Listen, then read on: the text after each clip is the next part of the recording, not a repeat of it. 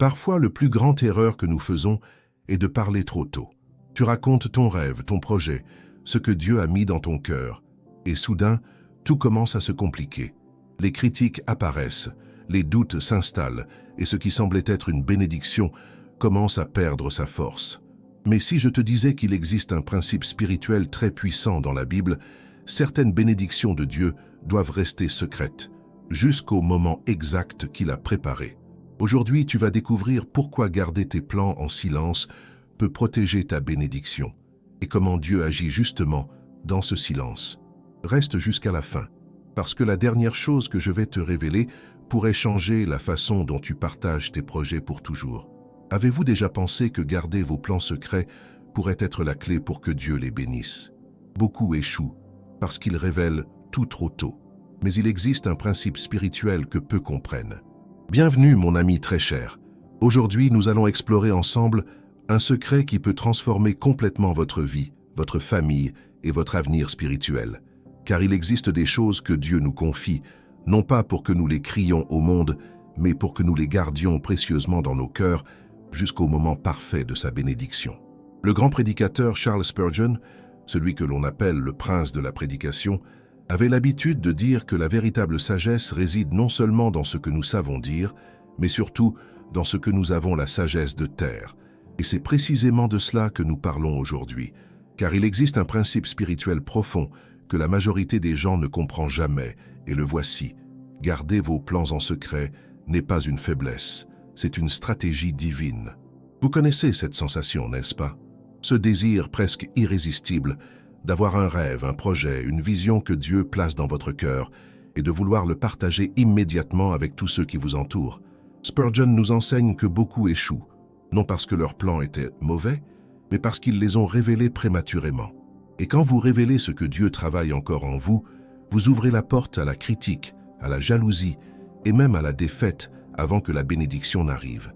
La Bible nous dit en Proverbe 27, 12, « L'homme prudent voit le mal et se cache, mais les simples passent et en subissent les conséquences. » Il y a une vérité profonde ici. La prudence n'est pas seulement de la prudence, c'est aussi de la discrétion. C'est savoir quand se révéler et quand se protéger. Car garder vos plans en secret ne signifie pas avoir peur ou manquer de confiance. Cela signifie avoir confiance que Dieu est aux commandes et qu'il sait exactement le moment opportun pour ouvrir les portes que vous désirez. Beaucoup de gens confondent partage avec confiance. Ils pensent que s'ils ne racontent pas leurs objectifs à d'autres, ils sont déloyaux ou orgueilleux. Quelle grande erreur! La vérité est complètement opposée. Quand vous gardez vos plans en secret, vous dites à Dieu, « Seigneur, je te fais confiance. Tu es capable d'ouvrir les bonnes portes. Je n'ai pas besoin de validation humaine. J'ai besoin de tes bénédictions. » Spurgeon prêchait également sur la force du silence stratégique. Il comprenait qu'il existe une puissance dans la discrétion que le monde ne peut jamais saisir. Car quand vous partagez vos plans ouvertement, vous invitez les opinions, les critiques, la concurrence et même l'envie. Et tout cela peut devenir un poids immense que vous transportez pendant votre voyage.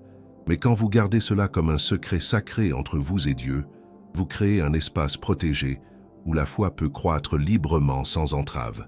Pensez à Néhémie dans la Bible. Il reçoit une vision de reconstruire les murs de Jérusalem, mais il ne sort pas crier son plan sur les places publiques.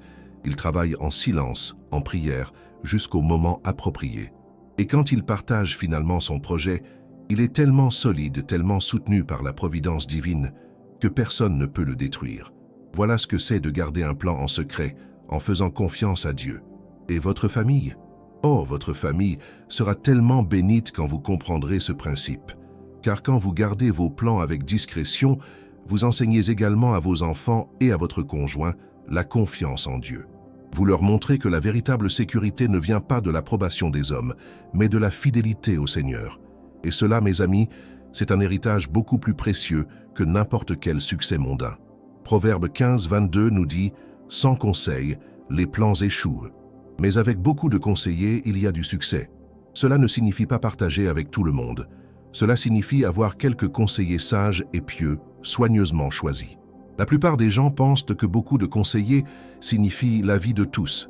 Mais non, c'est l'avis réfléchi de quelques personnes qui comprennent vraiment la volonté de Dieu. Il existe aussi une vérité profonde sur le timing divin. Dieu non seulement a un plan pour vous, mais il a aussi un moment parfait. Et beaucoup de bénédictions arrivent en retard, non parce que Dieu a échoué, mais parce que nous, dans notre hâte et notre besoin de validation humaine, tentons de forcer les portes.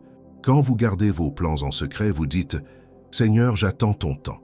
Je te fais confiance pour que, quand viendra l'heure, la bénédiction soit indiscutable et indéniable. » En ce moment, je voudrais vous inviter à vous abonner à notre chaîne, car nous partageons ici des enseignements qui vont transformer complètement votre perspective spirituelle. Cliquez sur le bouton d'abonnement et activez les notifications pour ne manquer aucun message que Dieu prépare spécialement pour vous et votre famille. Et je dois également vous inviter à quelque chose de très spécial. Nous avons créé un e-book intitulé « 21 jours pour restaurer votre intimité avec Dieu », qui est exactement pour ceux qui désirent approfondir cette relation avec le Seigneur. Le lien est épinglé dans le premier commentaire, et vous pouvez accéder à 21 jours de réflexion qui vont transformer votre vie spirituelle d'une manière que vous n'auriez jamais imaginée. C'est vraiment quelque chose qui en vaut vraiment la peine.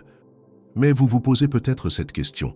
Comment exactement garder mes plans en secret me apporte-t-il une bénédiction? C'est une question sage et tout à fait légitime. Car nous vivons à une époque où le monde nous demande constamment de partager, de documenter, de crier nos victoires sur tous les toits numériques. La culture actuelle nous presse de montrer chaque étape, chaque conquête, chaque rêve que nous nourrissons. Et c'est précisément pour cette raison que tant de gens voient leurs plans s'effondrer avant même de devenir réalité. Il existe un principe spirituel qui fonctionne quand vous gardez votre plan en silence. C'est comme planter un arbre dans un sol protégé. Vous ne le mettez pas en plein milieu de la tempête.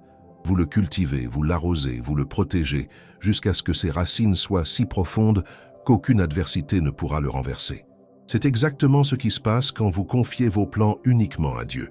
Vos racines spirituelles grandissent puissamment, votre foi se solidifie, et quand la bénédiction arrive finalement, elle arrive avec une base tellement solide que personne, absolument personne ne pourra la vous enlever. Pensez à votre propre vie pour un instant.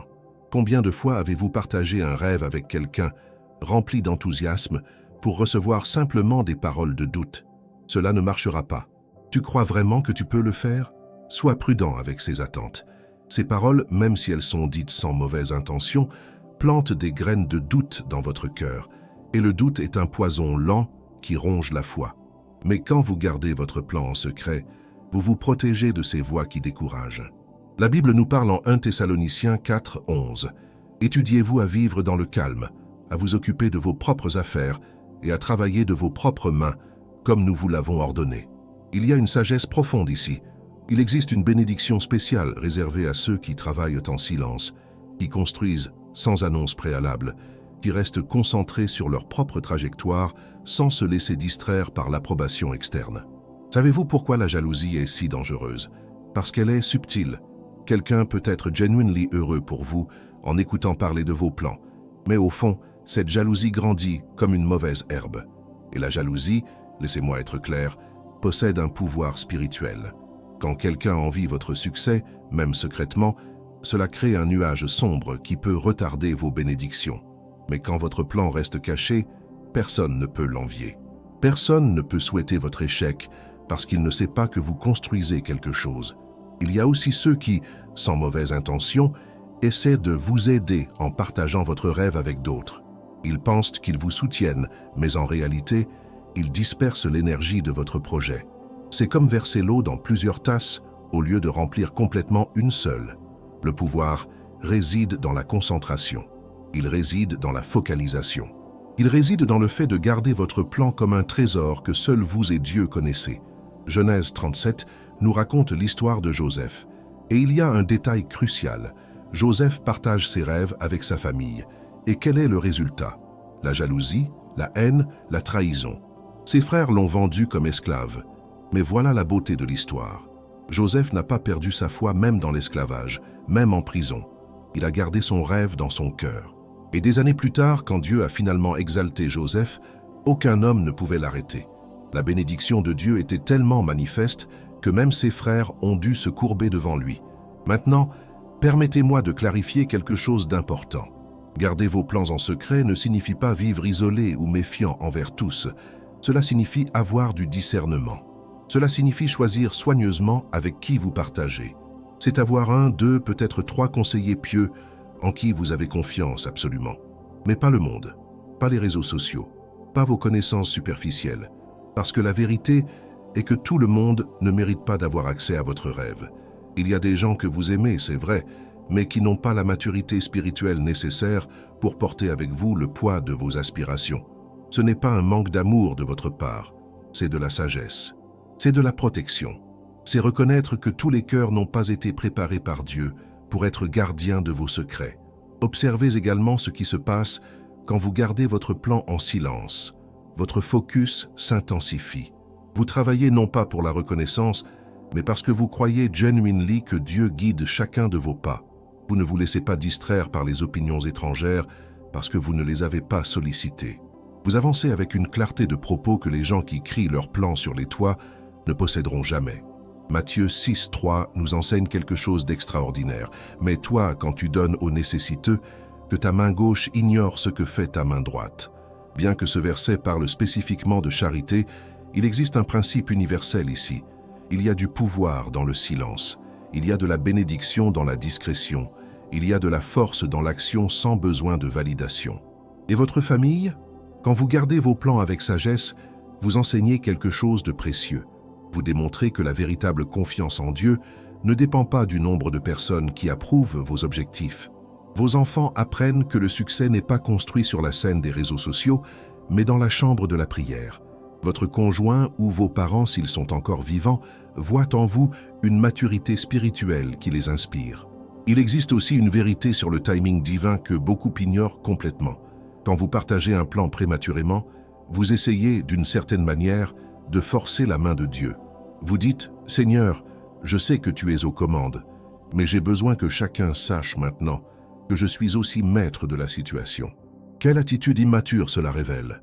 Mais quand vous gardez votre plan et attendez patiemment, vous dites « Seigneur, en ton temps, de ta manière, avec ta gloire. » Et cette attitude attire des bénédictions d'une ampleur inimaginable, car le temps est précisément le point crucial ici. Dieu va bénir toi et ta famille en son temps, pas au vôtre, pas quand vous pensez être prêt, pas quand le monde dit que c'est le moment, mais au temps de Dieu. Et le temps de Dieu est toujours parfait, toujours juste, toujours meilleur que nous ne l'aurions jamais imaginé. Comprenez-vous la différence? Il existe une anxiété qui saisit beaucoup de croyants modernes, une hâte de voir les choses se réaliser, une urgence qui les pousse à crier leurs plans partout, espérant que soudainement tout se manifeste. Mais Dieu n'opère pas par urgence. Dieu opère par dessein. Il n'est pas précipité. Il est précis. Pensons à Abraham. Dieu lui promet une descendance, des descendants nombreux comme les étoiles du ciel. Abraham attend des années, des décennies en fait. Et pendant tout ce temps, il y a l'occasion qu'il partage ce rêve et soit ridiculisé. Un homme de 99 ans va devenir père? Oui, les gens auraient ri de lui, mais Abraham garda la promesse dans son cœur. Et quand Dieu se manifesta finalement, la bénédiction fut si réelle, si manifeste, que personne ne put la nier. Hébreux 10.35 et 10.36 nous disent « N'abandonnez donc pas votre assurance, à laquelle une grande rémunération est attachée, car vous avez besoin de persévérance, afin qu'après avoir accompli la volonté de Dieu, vous obteniez ce qui vous est promis. » Notez bien, persévérance, pas crier, pas annoncer, persévérer, restez fermement sur le chemin, confiant que celui qui a promis est fidèle. Et c'est fascinant de comprendre comment le silence fonctionne en votre faveur. Car quand vous gardez votre plan en secret, vous vous protégez également du découragement qui vient de la critique. Chaque jour, vous pouvez vous réveiller et travailler vers votre objectif sans porter le poids des doutes que d'autres ont plantés en vous. C'est comme travailler dans un jardin fermé, où seul vous et Dieu connaissez ce qui grandit là. Il y a aussi une question de maturité spirituelle en jeu ici. Une personne spirituellement mature comprend que la validation dont elle a vraiment besoin est celle de Dieu, pas celle de son patron, pas celle de ses amis, pas celle de ses followers sur les réseaux sociaux. C'est uniquement et seulement celle de Dieu. Et quand vous atteignez ce niveau de maturité, il n'y a simplement plus de besoin de crier vos plans pour que quelqu'un les valide. Psaume 37, 4 nous dit « Fais tes délices de l'Éternel, et il t'accordera les demandes de ton cœur. » Il y a une promesse ici qui est absolument transformatrice.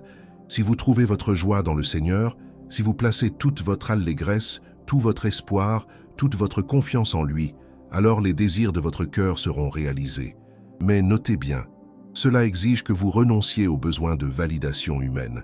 Votre plan reste protégé quand il reste secret, car il existe des forces spirituelles qui opèrent contre ce qui est révélé. La tentation d'abandonner est moindre quand personne ne vous voit lutter. La frustration de ne pas voir de résultats immédiats est moindre quand vous ne vous sentez pas observé. Vous pouvez travailler, échouer, apprendre et recommencer sans que personne ne le sache. Et cette liberté est incalculable. Pensons également à David. Avant d'être roi, il était simplement un petit berger gardant les moutons. Personne ne savait qu'il serait le grand roi d'Israël. Samuel l'oignit en secret. Personne ne connaissait ce plan divin. Et le temps que David a passé à s'occuper des moutons, à chanter des psaumes, à développer sa relation avec Dieu, c'était absolument essentiel, car quand finalement vint le moment pour lui d'être couronné, il était prêt. Ses racines spirituelles étaient profondes. La vie de votre famille est également transformée quand vous comprenez ce principe, parce que vous cessez de vivre en essayant d'impressionner les gens autour de vous. Vous cessez de prendre des décisions basées sur ce que les autres vont penser. Cela libère toute votre famille d'une anxiété invisible, mais très présente. Vos enfants ne grandissent pas en voyant un père ou une mère anxieux cherchant l'approbation des autres. Ils voient quelqu'un de centré, confiant, enraciné en Dieu. Proverbe 17, 27 nous enseigne « L'homme qui retient ses paroles a de la connaissance, et celui qui a l'esprit froid est un homme intelligent. » Il y a une sagesse dans le silence. Il y a de l'intelligence dans la retenue. Les gens véritablement sages n'ont pas besoin de parler de leurs plans. Ils laissent leurs résultats parler pour eux. Et voici un détail que beaucoup ignorent complètement. Quand vous gardez votre plan en secret, vous vous protégez également du vol. Je ne parle pas de vol matériel, bien que cela arrive aussi. Je parle du vol d'idées, du vol d'opportunités. Il y a des gens qui, dès qu'ils connaissent vos plans, se pressent de les exécuter en premier, profitant de votre idée.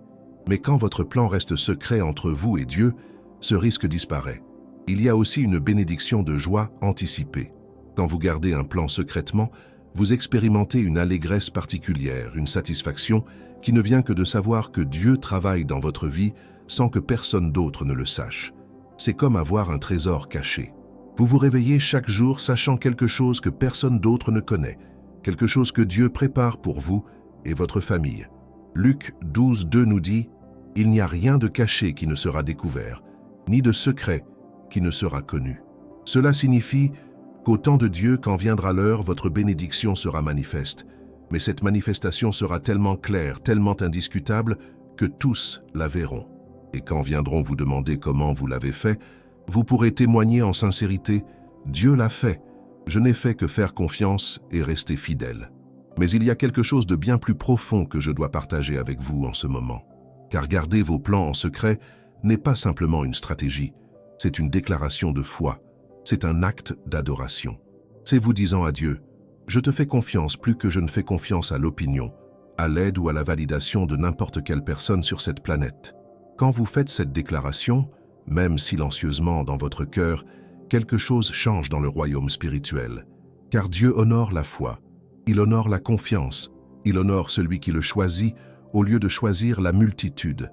Et cet honneur se manifeste en bénédiction. Pensez un instant aux chefs spirituels les plus puissants de l'histoire, ceux qui ont véritablement marqué les générations, qui ont vraiment transformé les vies. Combien d'entre eux ont commencé en criant leurs plans pour que tous les entendent? Aucun, absolument aucun. Ils priaient en secret, ils travaillaient en silence, ils construisaient sans annonce. Et quand Dieu finalement les a élevés, leur influence était tellement authentique, tellement enracinée dans l'authenticité que personne ne pouvait la contester. Il y a un verset en Matthieu 6,6 qui est extraordinairement révélateur. Il dit ceci: « Mais toi, quand tu pries, entre dans ta chambre, ferme ta porte, et prie ton Père qui est là dans le secret, et ton Père qui voit dans le secret te le rendra. » Observez cela avec attention. La prière en secret reçoit une récompense en secret au commencement. Cela signifie que Dieu voit votre travail silencieux, il connaît votre dévouement que personne d'autre ne voit, et il récompense celui qui agit en secret, confiant uniquement en lui.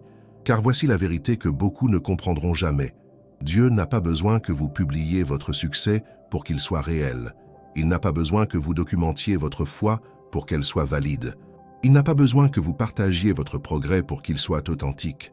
Dieu sait déjà. Dieu voit déjà. Et Dieu récompense celui qui agit en secret, faisant confiance uniquement à lui. Maintenant, parlons spécifiquement de votre famille, car la bénédiction n'est pas seulement pour vous. La Bible nous promet que quand vous êtes juste avec Dieu, quand vous avez confiance en ses plans, la bénédiction déborde pour toute votre maison. Vos enfants n'hériteront pas seulement de la prospérité matérielle, ils hériteront d'un héritage spirituel beaucoup plus précieuse. Ils hériteront de la foi qui vient de voir un père ou une mère qui croit vraiment en Dieu. Proverbe 22, 6 nous dit « Instruis l'enfant selon la voie qu'il doit suivre, et quand il sera vieux, il ne s'en détournera pas. » Mais comment instruisez-vous votre enfant? Pas seulement avec des paroles, vous instruisez par l'exemple. Et quel est l'exemple le plus puissant que vous pouvez donner? Montrez que vous avez confiance en Dieu plus qu'en n'importe quoi d'autre sur cette terre.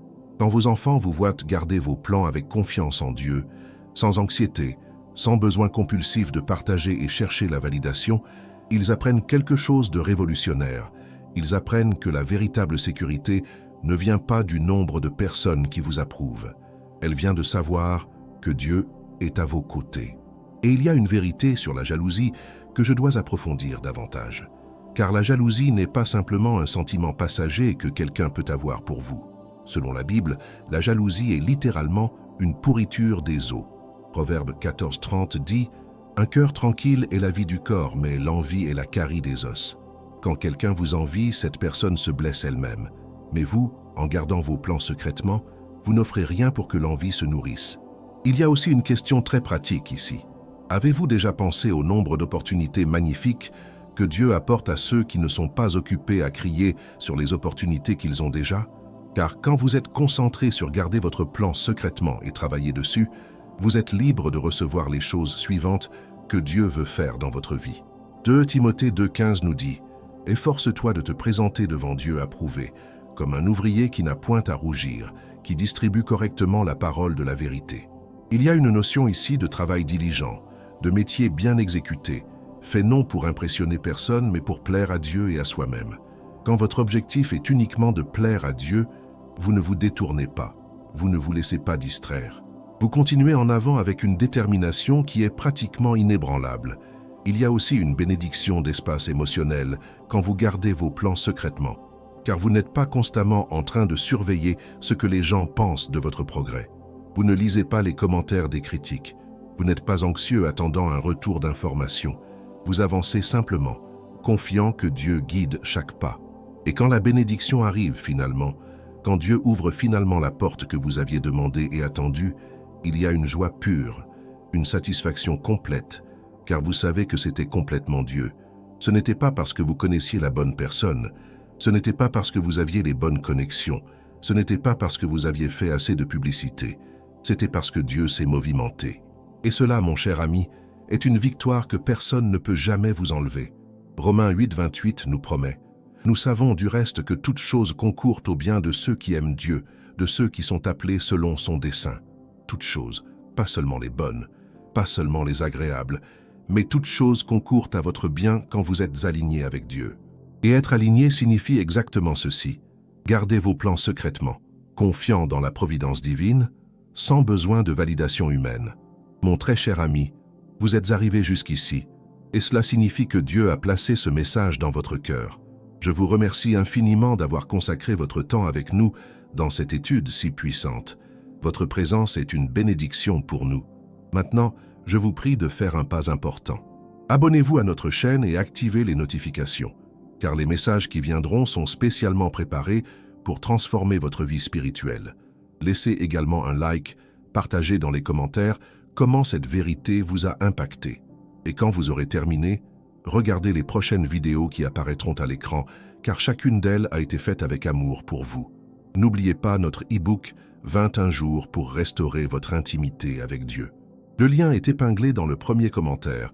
21 jours qui vont révolutionner votre relation avec Dieu. Que la bénédiction du Seigneur repose sur vous et votre famille. À bientôt.